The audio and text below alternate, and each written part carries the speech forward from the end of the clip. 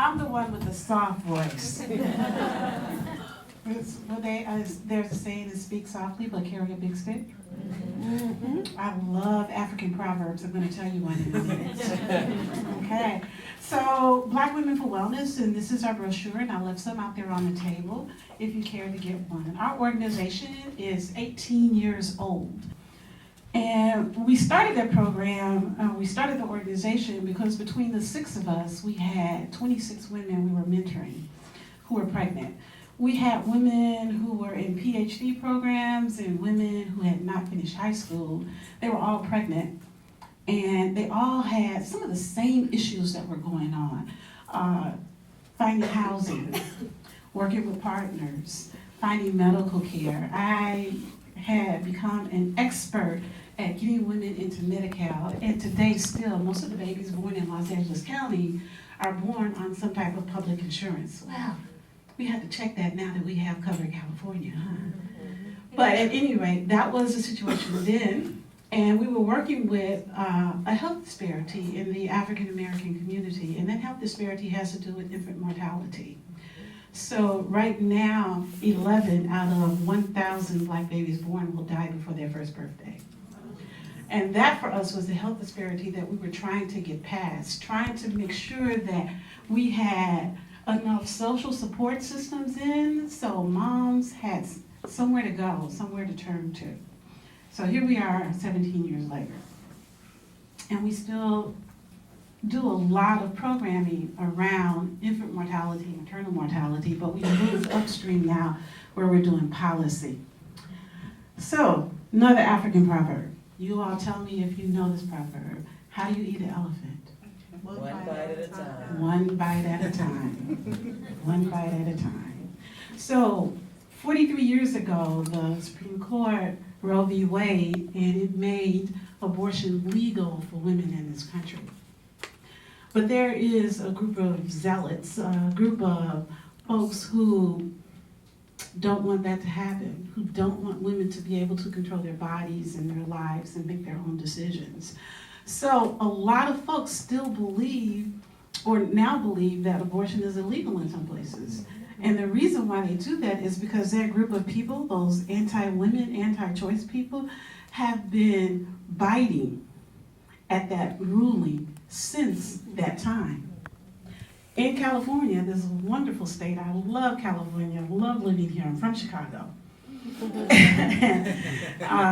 And every time, like now, they're having this whole northeastern snow thing going on. And it was sunny and warm here today. I was like, yes, California.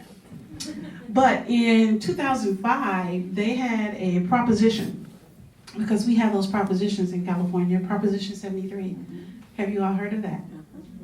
So, and we created we being a lot of fierce warrior women, created a campaign for teen safety.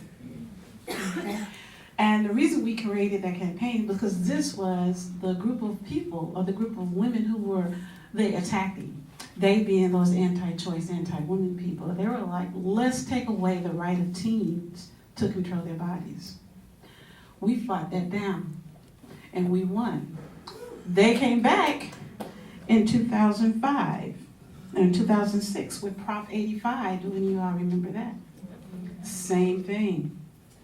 Same thing. Let's control teens, and then they brought physicians into it. Now, let's make sure physicians have to report everything that they do in California, because in California, that's one thing you don't have to report.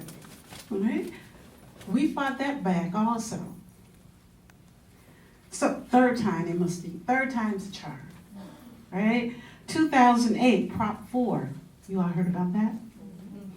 Prop 4, once again, we had to create a campaign for teen safety, because once again, they wanted to attack younger women. And what is this about? Going back to, how do you eat an elephant one bite at a time?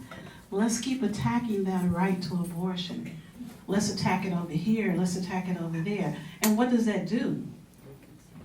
It bites away, it takes away that right, but it also impacts the organizations and the women who are working on that, because it drains our resources. Every time we have to launch a campaign to maintain our rights, to maintain our dignity, to maintain our control over our bodies, that drains resources from being able to provide services, to provide simple services like prenatal care, to provide pap tests, or breast exams, or birth control, or family planning, or the other social support systems that women need to make the decisions around their bodies, or to make decisions around being a parent. So guess what, people? It looks like it's happening again. In 2016, they are gathering signatures to put another parental notification initiative on the ballot. So, we've heard this saying, no means no. Have we heard that? Evidently not for them. 3 times in California we've had this initiative on the ballot. 3 times we have defeated this initiative. And in 2016, it looks like we're going to have to fight it one more time. So there are things that you can do to help. Are you all ready? Yeah. You ready to join this battle? Because we actually have to, I think the ACLU has this saying, freedom will not defend itself. And the right to abortion has been eaten away everywhere, right? So we have to defend it. Mm-hmm. So one of the ways that we do that is by, when you see folks gathering signatures, attempt to give them some truth. Okay? Signature gatherers are really about a mission, because guess how much they're being paid for every signature? $2. And if they get a lot of signatures, they get a bonus of $3 per signature. So I am not trying to put signature gatherers out of a job, right? Because I know that many people, the employment situation is not sunny, and some people need that job.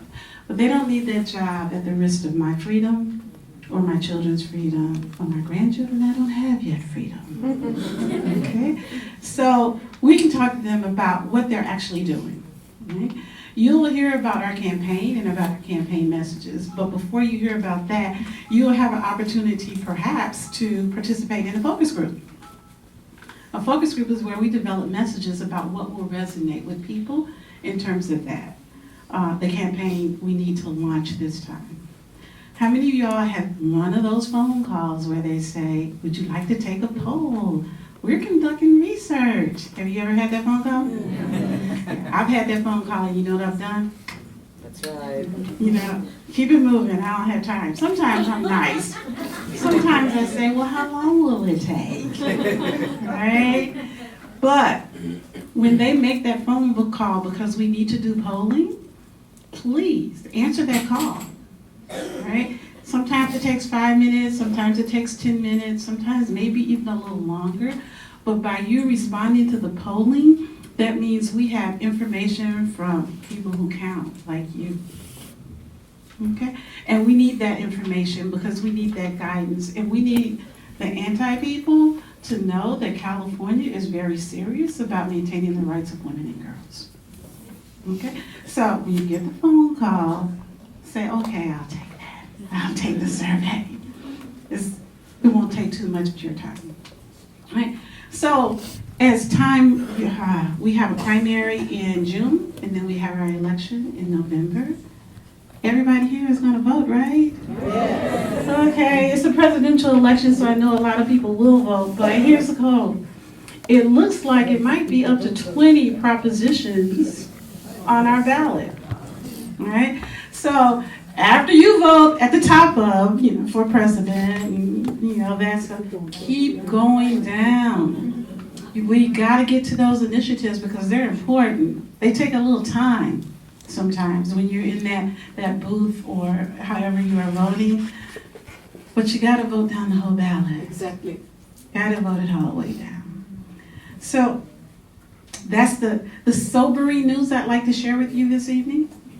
And I'd love to get back to our storytelling so we have a framework to do that. Awesome. Thank you.